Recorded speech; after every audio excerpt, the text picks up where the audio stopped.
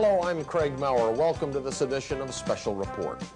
Today, we deal with the greatest mystery in the history of the United States: who killed President John F. Kennedy? We'll be looking at some photographic evidence which serious researchers believe proves that his death resulted from a conspiracy. Only 46 years old at the time of his death, Kennedy was the youngest American president. He was also the first president born in this century. He represented a youthful, more flexible outlook on the world and our society. The people loved his style. They loved his attempts to avoid war through negotiation and his initiatives in the areas of civil rights and social programs. But the young president had more than his fair share of enemies, most of them right here at home. Organized crime bosses were plotting against his life because of the crime-busting efforts of his brother, Attorney General Robert Kennedy.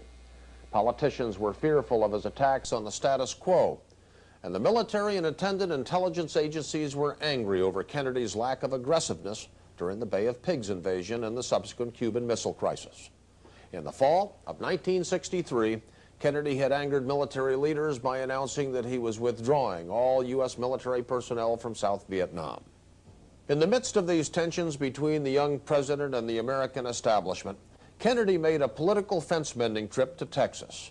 On November the 22nd, 1963, while he was riding in a motorcade in downtown Dallas, shots rang out in a small park area known as Dealey Plaza.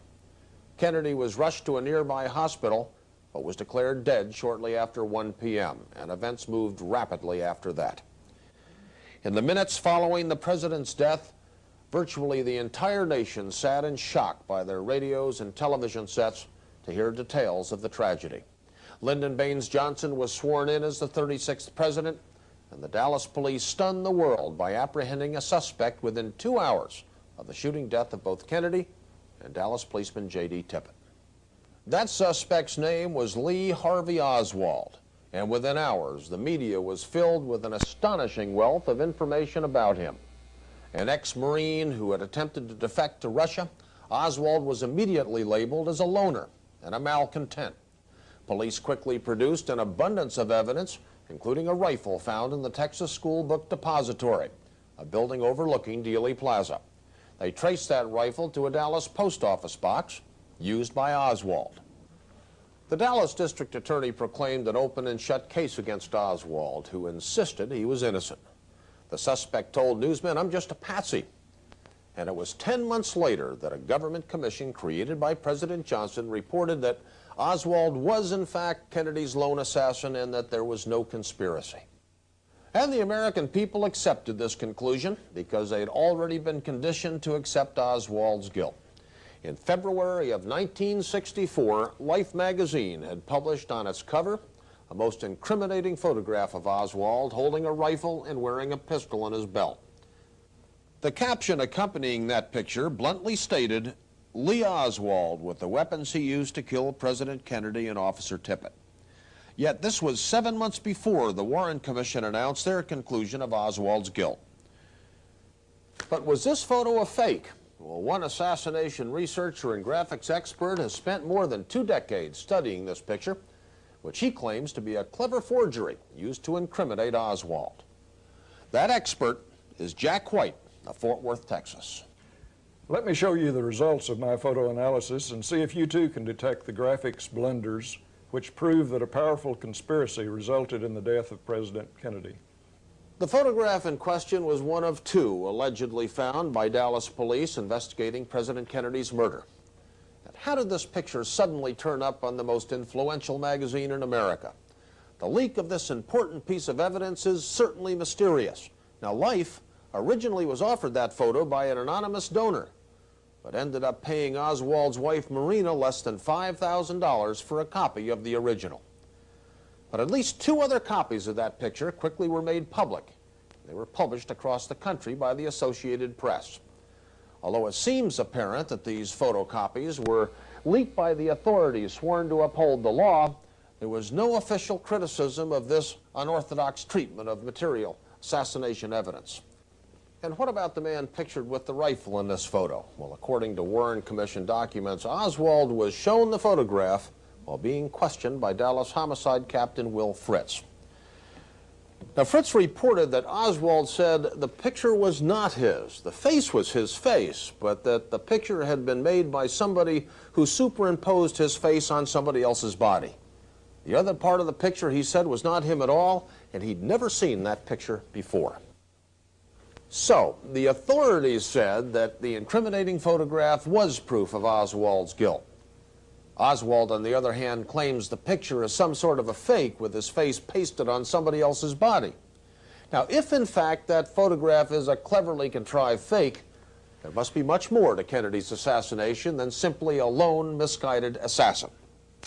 This concern is even voiced by G. Robert Blakey, the chief counsel of the House Select Committee on Assassinations. That committee looked into the Kennedy assassination in the late 1970s. Blakey has stated, "If they are invalid, how they were produced poses far-reaching questions in the area of conspiracy, for they evince a high degree of technical sophistication that would almost necessarily raise the possibility that more than private parties conspired not only to kill the president, but to make Oswald a patsy." Someone other than private individuals conspired to kill the president? Well, obviously, these backyard photographs now take on much greater significance than previously believed. For instance, did Oswald's wife actually take the photograph as the government claims? Or was it carefully constructed in some sophisticated graphics laboratory, as Oswald himself suggests? To try and answer these questions, we've studied every aspect of those backyard photographs, and we've now confirmed the rather startling information brought to our attention by Mr. White. Reporter Dan Foster is standing by with some details on just where those pictures were discovered. Dan? Craig, behind me is 2515 West 5th in Irving, a suburb west of Dallas. In the fall of 1963, Oswald's wife was staying here with Ruth Payne. Although he had a rented room in Dallas, Oswald himself stayed here the night before the assassination. And it was here on the day following the assassination of President John F. Kennedy that police claimed they discovered two pictures of Oswald with a rifle, despite the fact they had searched the home carefully the day before. This one, Warren Commission Exhibit 133A, is the most famous. It was used on the cover of Life magazine. This is Exhibit 133B, supposedly another pose taken only moments from 133A. While officially only these two photos and the negative to 133B were found among Oswald's belongings in the Payne's garage, Dallas detective Gus Rose told the Warren Commission he found two negatives. To further confuse the issue, two separate listings of Oswald's possessions confiscated by Dallas police failed to mention these most incriminating photographs. Furthermore, an intensive search of Oswald's possessions failed to turn up either the black shirt or dark pants seen in the photographs. And these were not the only discrepancies concerning these photos. Oswald's mother, Marguerite, told the Warren Commission that on the night of the assassination, Marina showed her a picture of Oswald in the backyard holding a rifle over his head. At her insistence, the incriminating photo was burned and flushed down a toilet. Mrs. Oswald could have been confused over when she saw the picture or what pose it depicted, but there's no confusion about this third backyard photo. This third photo, which has never been officially explained, was discovered in 1976 by the Senate Intelligence Committee. It was in the hands of the widow of Dallas policeman Roscoe White. White's son made headlines by claiming his father was one of three assassins firing at Kennedy and Dealey Plaza. At least some Dallas policemen must have been aware of the existence of this third photo. Here is a detective recreating one of the backyard photos for the Warren Commission. We see that the pose used by the Dallas police to recreate the backyard photo in 1964 is the same pose of the third picture, which has never been accounted for and was suppressed for nearly 15 years. Some months ago, I learned of yet another issue which raises more questions about the discovery of these photos. The issue of the origin of these photographs becomes even stranger when we consider the statements of Robert and Patricia Hester, who worked long hours at the National Photo Lab in Dallas the evening of the Kennedy assassination. They were processing film and photographs for the FBI and Secret Service. With me is Jim Mars, a news reporter in the Dallas-Fort Worth Metroplex for nearly 2 decades, and has taught a course on the assassination at the University of Texas at Arlington since the mid-1970s. Jim, you've spoken with both the Hesters, is that right? Yes, that's correct. Unfortunately, they're both dead now. I first interviewed Robert Hester in the late 1970s. He told me he saw the backyard photos in the hands of the FBI the night of the assassination. He was quite insistent on this fact.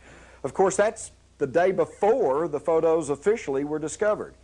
In later years, his wife Pat confirmed this story and told me and other Texas researchers that the FBI even had a color transparency of one of the photos, as well as a picture of Oswald's backyard, but with no one in the picture. They were very certain about all this. It's very strange. Thank you, Jim. We'll be talking with you more a little later.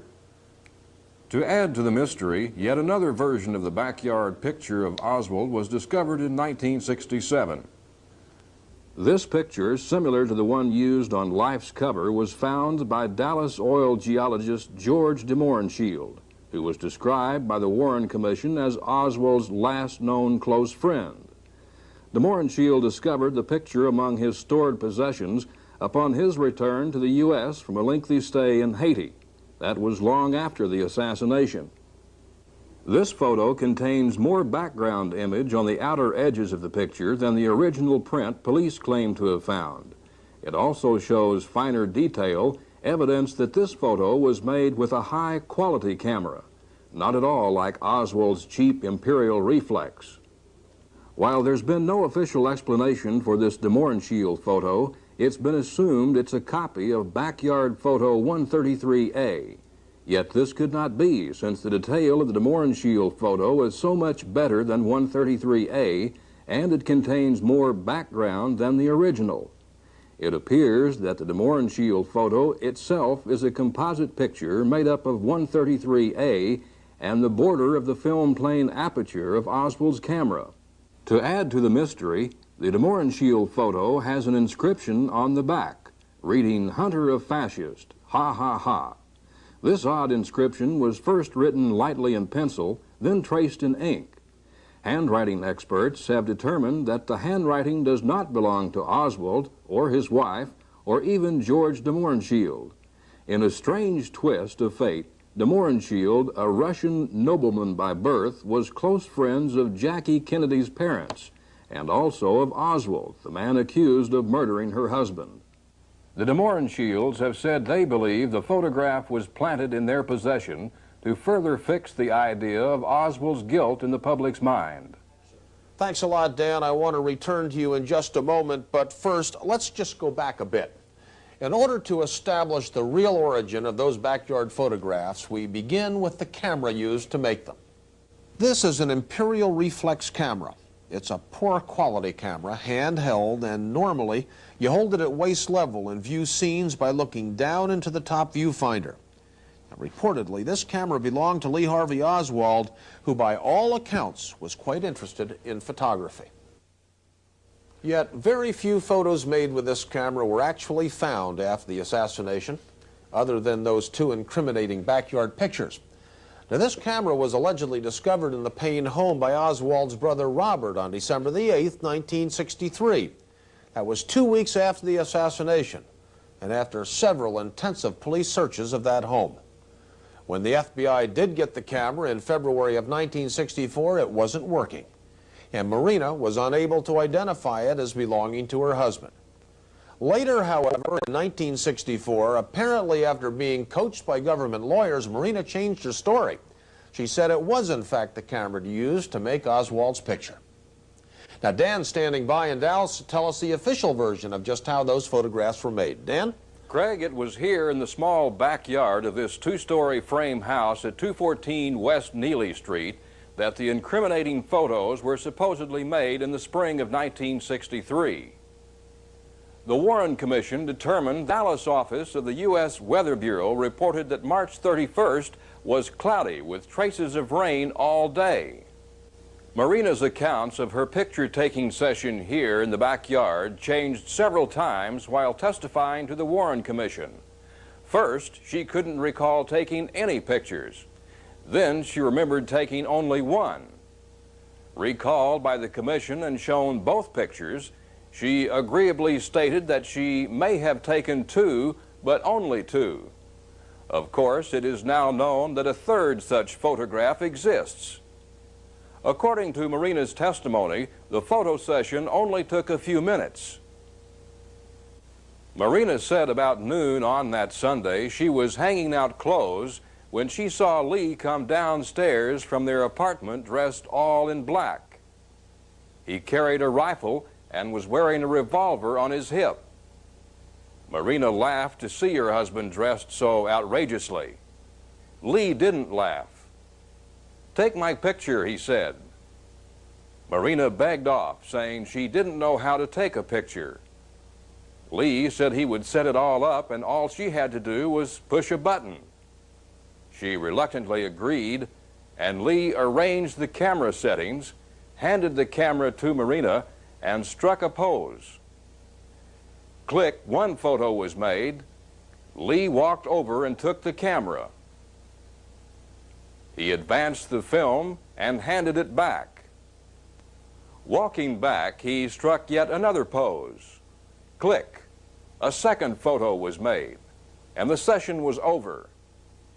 Lee returned to the house, and Marina returned to her wash, puzzling over the odd incident.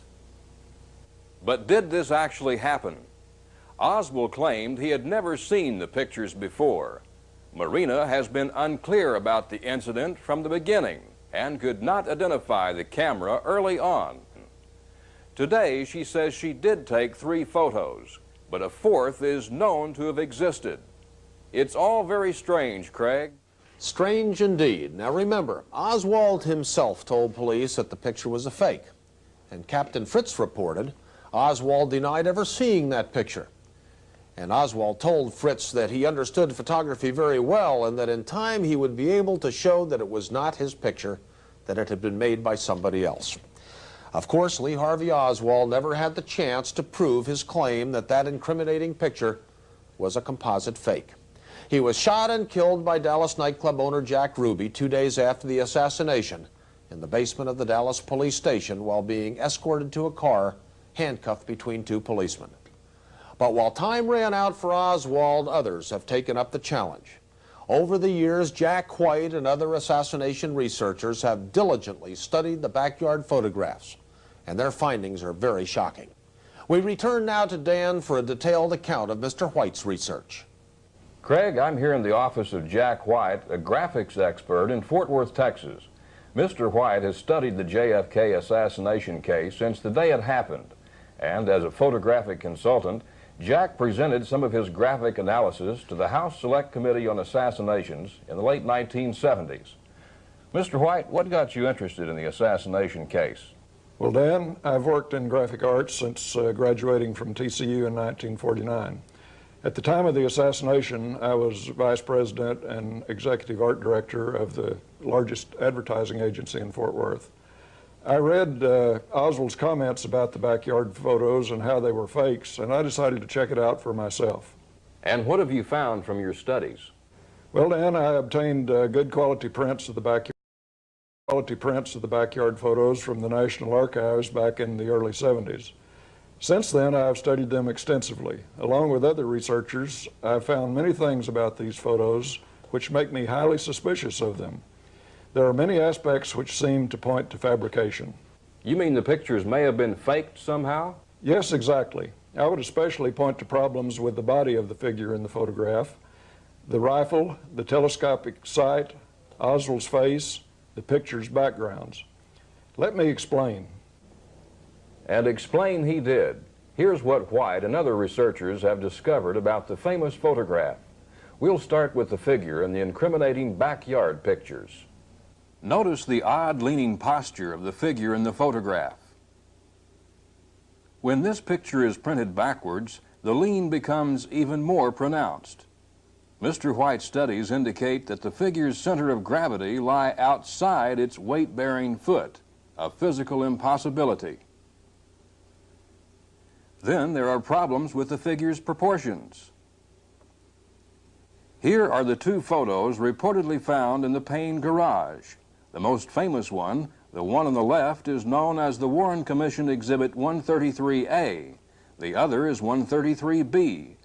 Notice that while the figures in these photos have been brought to the same size and the red lines mark the position of the knees and head, the figure in 133A appears to have a larger head, but a smaller body than 133B. 133B, on the other hand, seems to have a smaller head, yet the body appears larger, especially since the feet reach outside the picture, indicating that the figure is closer to the camera.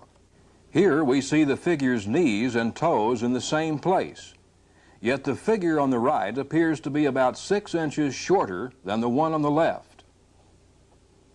Notice, too, that the shadows of the figures in the photos fall in different directions, although reportedly the two pictures were made within seconds of each other.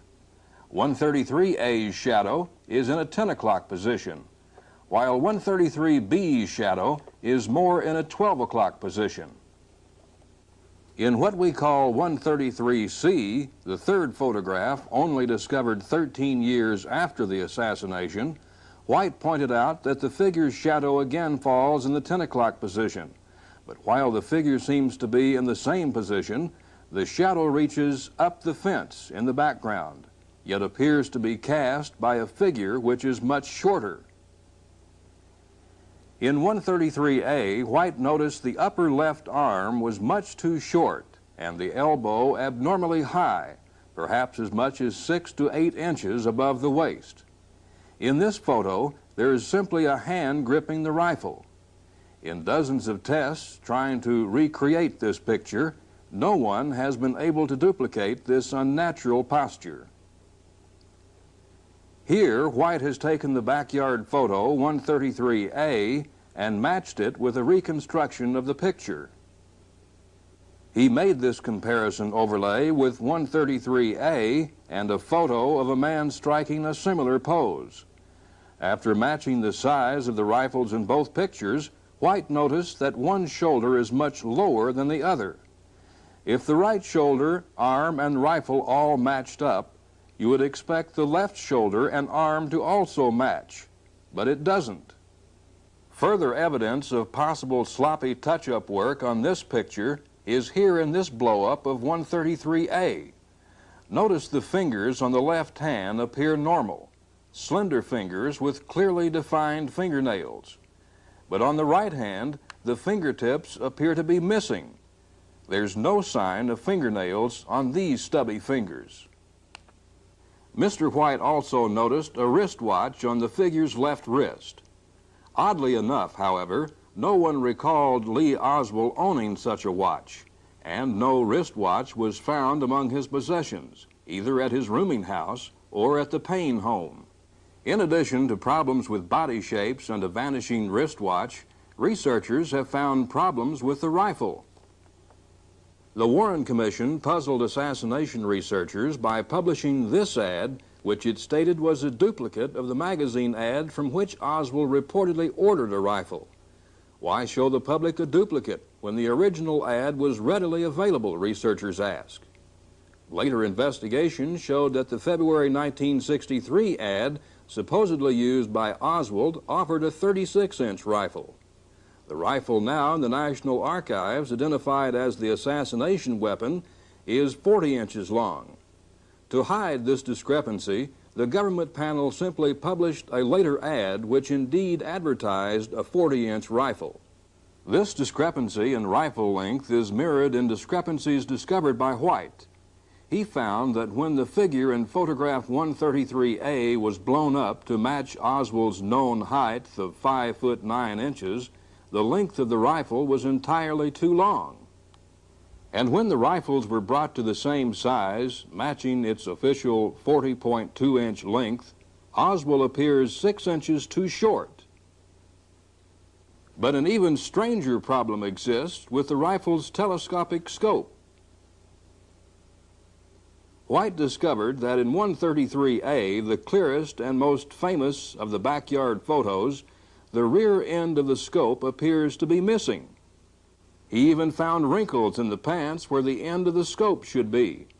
Mr. White concluded that this was solid evidence that the photo was doctored in some way. But the evidence of shortened arms, stubby fingers, and distorted rifles pales next to what White and others discovered about Oswald's face. Remember that Oswald told Dallas police that someone had pasted his head onto the incriminating picture. Over the years, assassination researchers, beginning with Fred Newcomb of California, noticed that while Oswald's chin in the backyard photo is broad and flat, other pictures, such as this official Dallas police mugshot, show Oswald had a sharp, cleft chin. Today, all researchers agree with Oswald that the backyard picture indicates some sort of photographic chin transplant. The idea that Oswald's face was grafted onto the incriminating photo is reinforced by the discovery of a line which interrupts the continuity of the photographic grain. This line stretches from one side of the neck under the lower lip to the other side of the neck. Could this indicate the point where Oswald's upper face was spliced onto another body? A panel of government photo analysts lamely tried to explain away this anomaly as water spots on the negative. One panel member even said it may have been a line of pimples. But Mr. White did not rest his conclusion solely on an odd line of pimples. Here he has made a red transparency of 133B. And here is a blue transparency of 133A, the other original backyard photo. Supposedly, these are two separate pictures taken moments apart after moving the camera around while advancing the film. If they're laid on top of each other, nothing in either photo should match identically. Yet incredibly, we find that nothing indeed matches except for Oswald's face. His face in this overlay is purple, indicating that the red and blue transparencies match precisely at that point. This identical matching of faces is considered impossible with a handheld camera taking a series of photographs. Mr. White and others see it as further confirmation that Oswald's face was pasted over another photo. Then there is the added problem of shadows on the face and neck. We have already seen that problems exist with the direction of the body's shadows on the ground in the backyard photos.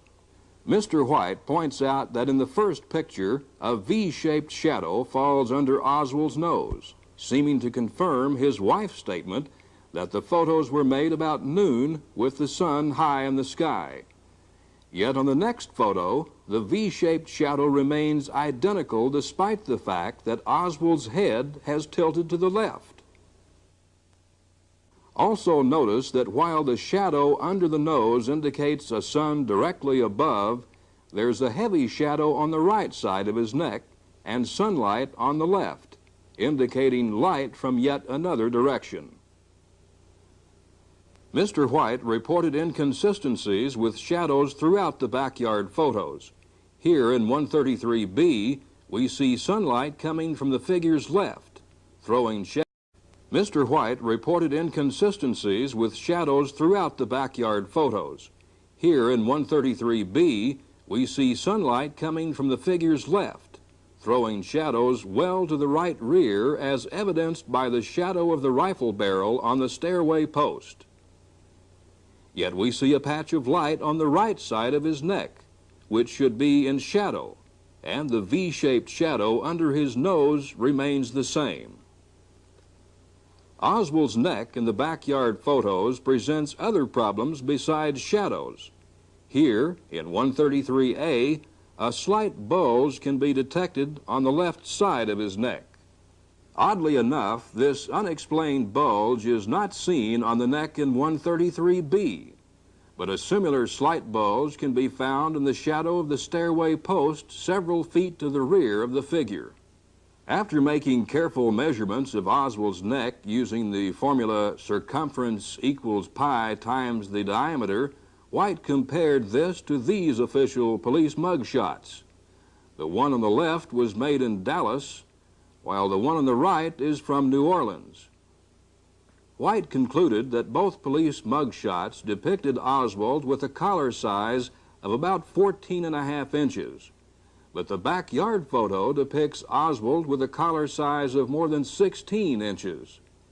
It should be noted that all of the shirts found in Oswald's possessions were of medium size, the 14 to 15-inch collar range. White claimed this is yet another sign that the backyard photos are fraudulent composites. But if the Oswald figure and face in these pictures raise questions about their authenticity, the backgrounds pose even stranger problems. At first glance, both of the original backyard photos, 133A and 133B, appear to have a background photographed from slightly different perspectives. But these apparent differences are simply the result of cropping or framing the pictures, according to Mr. White. By cutting off the bottom of the background in one photo while cutting off the top in the other, a false perspective is achieved. By bringing both original photos into alignment as shown here, we find that the background of the photos, the grass, bush, stairs, fence, and house next door, all appear to be identical. In 133A, a green triangle points to a patch of sunlight on the side of the house behind a post holding the stairway. This highlight has not changed shape in 133B, indicating the camera making the photo could not have changed positions horizontally. Here, a red arrow points to the edge of the roof on the house next door. This too remains unchanged in 133B, indicating that the camera never moved up and down. Each red dot represents an identical point in the background of these two supposedly separate photographs. Shadows on the stairs and fence, leaves on the bush, and blades of grass all appear to match perfectly. This sameness of backgrounds in two separate photographs is possible in only two situations. One is that the camera was resting on a heavy tripod which never moved between frames, or that a single backyard scene was used as a background for two composite photographs. Of course, the official version of the taking of these two photos has it that Oswald's wife used a cheap handheld camera. She has specifically denied using a tripod. On the basis of these inconsistencies, anomalies, and the evidence of retouching, I believe that these incriminating backyard photographs, highly publicized as proof of Oswald's guilt, are nothing more than cleverly constructed composite forgeries, fakes. And Jack White is not alone in this charge that the incriminating photos are fakes. Major John Pickard, a photographic expert with the Canadian Defense Department, has stated publicly that the backyard pictures have the earmarks of being faked. He too called attention to the conflicting shadows and the perfect match of the Oswald faces. Another expert, Detective Superintendent Malcolm Thompson, a past president of the Institute of Incorporated Photographers in England, also has branded these pictures as fakes. Thompson said he felt the incriminating photos were the result of a montage of separate pictures. Another noted British photographic authority, Geoffrey Crawley, seen here with White in London, studied White's work and said it was as thorough and as accurate as any he had ever encountered. Well, strong evidence indeed that the incriminating pictures of Lee Harvey Oswald and his weapons were faked in some sophisticated laboratory. That someone set out to deliberately fabricate evidence against Oswald. But what about the two official investigations of the United States government? What do they have to say about these questions raised by Mr. White and other researchers? The Warren Commission of 1964 and the House Select Committee on Assassinations in 1979, after giving opposing conclusions about President Kennedy's death, closed up shop, leaving no one to answer these vital questions. All we're left with is their official reports. Dan? The Warren Commission concluded the photos were genuine. This was based on the testimony of FBI photographic expert Lyndall L. Schoenfeld. Schoenfeld said that the negative to photo 133B could be shown to have come from the Imperial reflex camera reported to have belonged to Oswald. This was based on markings on the negative which matched markings in the camera. Schoenfeld said since the two photos appeared to be taken at identical times and places, it was his opinion that the two pictures were not composites. However, Schoenfeld also said he could not positively identify the rifle in the photos as the same rifle held by the FBI as the assassination weapon. Apparently, in an attempt to resolve the problem of the conflicting shadows, Schoenfeld presented the commission a photograph of an FBI man recreating the backyard pose of Oswald. Taken in bright sunlight with a body shadow which matched the one in the photo, this official photo might have settled the question of whether or not the Oswald neck and nose shadows might be duplicated naturally. Oddly enough, the FBI cut off the man's head in their photo, leaving the question still open. Schoenfeld explained that he cropped the agent's head because he didn't feel it was pertinent. In the late 1970s, the House Select Committee on Assassinations was created by Congress to review the evidence in the deaths of both President Kennedy and Dr. Martin Luther King, Jr. This official panel did little better than the Warren Commission in determining the truth of these assassinations. Faced with acoustical evidence of a second gunman in Dealey Plaza, the House committee grudgingly admitted that Kennedy probably died as the result of a conspiracy. In an attempt to resolve the dispute over the legitimacy of the backyard photographs, committee experts turned to a system of measuring and comparing minute distances in photos known as the Penrose distance statistics. They endeavored to prove the size and shape of Oswald's facial characteristics were identical in several different photos of him, including the backyard snapshots. Using complicated mathematical formulas which matched the Penrose system measurements with the backyard photos and other pictures of Oswald, the committee experts concluded that there were no biological inconsistencies in the photos to support the idea that anyone other than Lee Harvey Oswald was pictured. In other words, these government-hired experts asserted that the man in the backyard photos is definitely Oswald because his feature measurements matched other shots of Oswald. These paid experts also concluded that the backyard photos were genuine by studying identifying marks made by the camera's film plane edge on the negative of 133B. After comparing scratches on the 133B negative to other film exposed through the Imperial reflex camera, they were able to conclude that the markings matched, therefore indicating that the 133B negative indeed came from the camera reportedly belonging to Oswald, evidence enough for them that the photos are genuine. The government experts also concluded that there was no fakery involved in the backyard photos by closely studying Oswald's mouth in the two original pictures. Involved in the backyard photos by closely studying Oswald's mouth in the two original pictures. By looking closely at an overlay of the two pictures, it was noted that in one photo Oswald is slightly smiling, and in the other he is slightly frowning. Two expressions, two separate photos. They also discovered minute differences in measurements of details in the background of these two photos. The roof line in one did not quite match in the other. The fence posts did not match precisely. Again, such differences, no matter how slight, supported the idea that these were separate photographs, and this seemed to invalidate the idea that they were composite fakes. Well, it seems like we're right back where we started. Government-hired photography experts maintain that the incriminating backyard photos are exactly what they appear to be. Separate pictures of Lee Harvey Oswald with a rifle, which at least appears similar to the one said to have killed President Kennedy. Dan, just how did Jack White respond to the findings of the House committee? Craig, things aren't always as simple as the experts make them seem. Mr. White offered us a strong rebuttal to the conclusions of the government experts.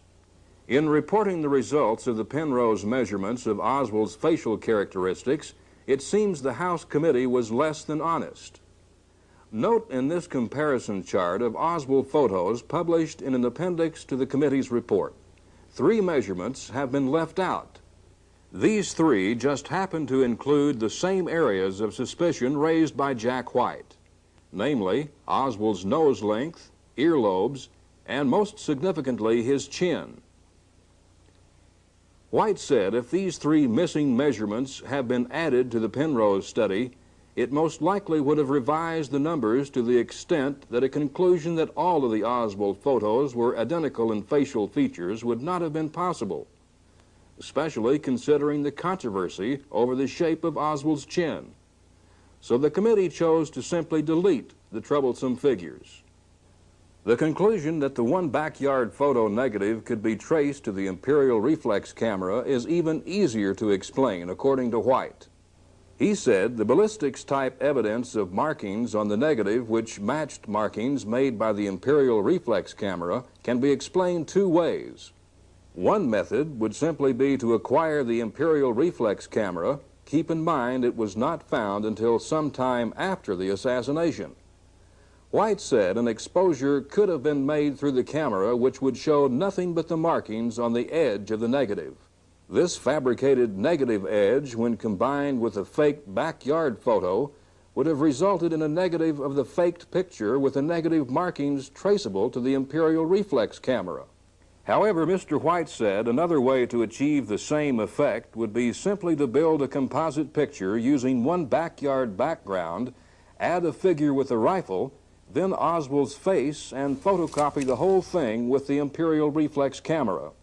Mr. White also pointed out to us that this backyard photograph, discovered by the de Mohrenschilds years after the assassination, has a black border, indicating it was produced from the entire original negative. Yet the negative reportedly was never found and has never been made public. Mr. White said this is evidence that this photo was somehow produced without the imperial reflex camera negative. This photo was produced with a high-quality camera with high resolution power for fine detail, indicating that the backyard photos could have been made prior to being photographed by the inferior imperial reflex camera. That explanation was understandable enough. I then asked Mr. White to explain how Oswald could have 2 different expressions if the photos were faked, and there was actually only one face. He demonstrated that the only difference between the 2 original photos was in the area of Oswald's mouth. He explained that a clever retouch artist could have turned Oswald's mouth down with the stroke of a brush. Jack, what makes you think this was done? Well, I've done similar things with retouching over the years. I've worked in advertising, so I know how simple it is to accomplish this. Also, after studying this matter for some time, I realized that it's physically impossible to change one's expression from a smile to a frown without moving the muscles throughout the entire face. Try it yourself sometime in the bathroom mirror. Just see if you can change from a smile to a frown without moving any part of your face but your mouth. It's impossible. But even Mr. White was puzzled for a time by some of the apparent differences in the background of the photos. Frankly, I was confounded at these small differences. I had long ago come to the conclusion, based on years of study, that the backyard photographs were composites and that only one true picture of the Neely Street backyard had been used. But I could not explain what seemed to be slight differences in measurements and perspective between the 2 photos. Then I discovered that photograph 133A seemed to have a slight downward perspective, as if the camera had been pointing down, while 133B seems to have an upward perspective, although the parallel lines of the stairway posts in the garage indicate no vertical perspective. You have to understand perspective. Artists and photographers are familiar with terms such as horizon lines and vanishing points. Notice how, from this perspective, my thumb covers a photo on the wall behind me. Notice what happens when the camera moves just slightly. You get a totally different perspective. You can demonstrate this for yourself by holding out one thumb and closing one eye. When you open the closed eye, you get a different perspective. It all has to do with the perspective of the viewer, in this case, the camera. I found that 133B did seem to have a stretch in perspective, but only in one direction. So I began to experiment in the darkroom with the 133A print in the easel stand and the 133 negative in my enlarger. I was familiar with the process known as keystoning, which is a darkroom technique to introduce a false perspective to a one-dimensional photograph. By simply tilting the easel under the enlarger, it makes the resulting photograph appear to have a slightly different perspective. This was the single most thrilling moment of my investigation because when I tilted the easel, the backgrounds came into perfect alignment, proving that the two backgrounds of the backyard photographs were identical. I had reversed the process of whoever made the composite photographs. I had proved to myself that they were nothing more than clever fakes concocted in some darkroom somewhere using sophisticated graphic and photographic techniques. In my investigation of the backyard photographs, I had hoped to answer some questions about their origin and authenticity. Now there are more questions than ever. If they are fakes, as I feel I have demonstrated, then who produced them? Why they were produced is obvious enough, to incriminate Oswald as a presidential assassin. But who had the ability to produce such forgeries? It seems to me they must have been made prior to the assassination, and this means someone other than Oswald had prior knowledge of what was about to happen. It also seems reasonable to conclude that these fakes were produced in a sophisticated facility with all of the equipment necessary for the techniques used. Therefore, I conclude that these backyard photographs, important evidence, are fakes. We must remember that Mr. White's conclusions of fakery have been echoed by foreign photographic experts in Canada and England. Now let's return to Jim Mars and hear his thoughts on this issue.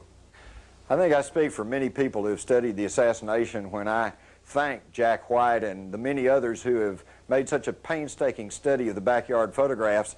It appears obvious to most researchers that serious questions remain regarding the authenticity of these photographs, despite the pronouncements of government experts.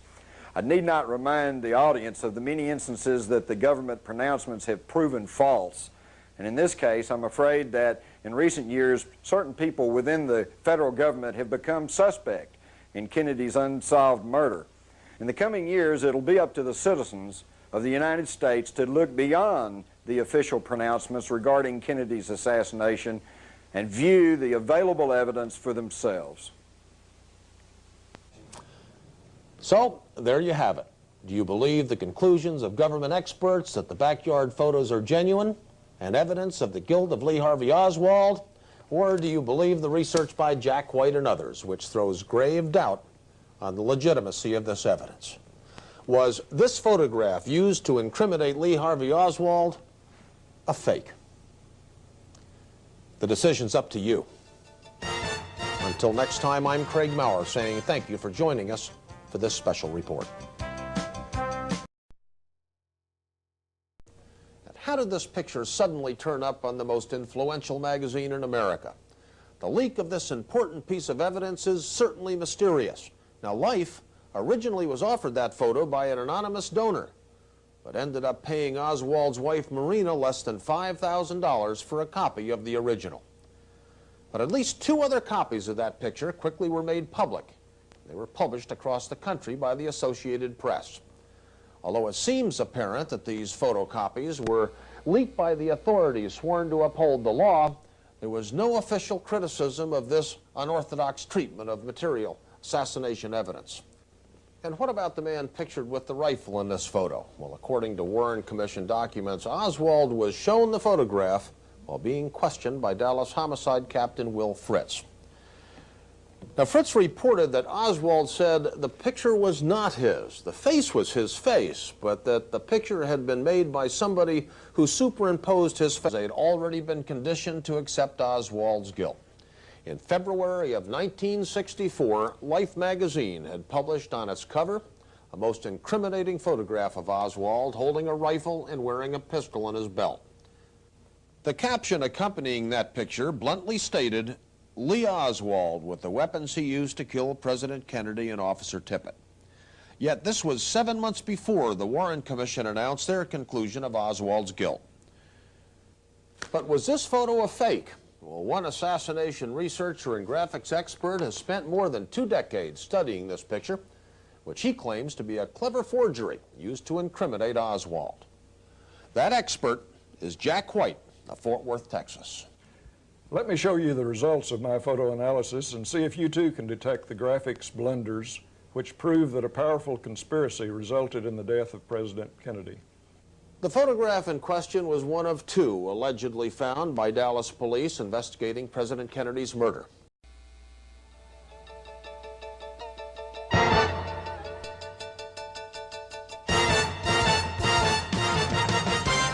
Hello, I'm Craig Maurer. Welcome to this edition of Special Report. Today, we deal with the greatest mystery in the history of the United States: who killed President John F. Kennedy? We'll be looking at some photographic evidence which serious researchers believe proves that his death resulted from a conspiracy. Only 46 years old at the time of his death, Kennedy was the youngest American president. He was also the first president born in this century. He represented a youthful, more flexible outlook on the world and our society. The people loved his style. They loved his attempts to avoid war through negotiation and his initiatives in the areas of civil rights and social programs. But the young president had more than his fair share of enemies, most of them right here at home. Organized crime bosses were plotting against his life because of the crime-busting efforts of his brother, Attorney General Robert Kennedy. Politicians were fearful of his attacks on the status quo, and the military and attendant intelligence agencies were angry over Kennedy's lack of aggressiveness during the Bay of Pigs invasion and the subsequent Cuban Missile Crisis. In the fall of 1963, Kennedy had angered military leaders by announcing that he was withdrawing all U.S. military personnel from South Vietnam. In the midst of these tensions between the young president and the American establishment, Kennedy made a political fence-mending trip to Texas. On November the 22nd, 1963, while he was riding in a motorcade in downtown Dallas, shots rang out in a small park area known as Dealey Plaza. Kennedy was rushed to a nearby hospital, but was declared dead shortly after 1 p.m., and events moved rapidly after that. In the minutes following the president's death, virtually the entire nation sat in shock by their radios and television sets to hear details of the tragedy. Lyndon Baines Johnson was sworn in as the 36th president, and the Dallas police stunned the world by apprehending a suspect within 2 hours of the shooting death of both Kennedy and Dallas policeman J.D. Tippit. That suspect's name was Lee Harvey Oswald, and within hours the media was filled with an astonishing wealth of information about him. An ex-Marine who had attempted to defect to Russia, Oswald was immediately labeled as a loner and a malcontent. Police quickly produced an abundance of evidence, including a rifle found in the Texas School Book Depository, a building overlooking Dealey Plaza. They traced that rifle to a Dallas post office box used by Oswald. The Dallas district attorney proclaimed an open and shut case against Oswald, who insisted he was innocent. The suspect told newsmen, "I'm just a patsy." And it was 10 months later that a government commission created by President Johnson reported that Oswald was in fact Kennedy's lone assassin and that there was no conspiracy. And the American people accepted this conclusion because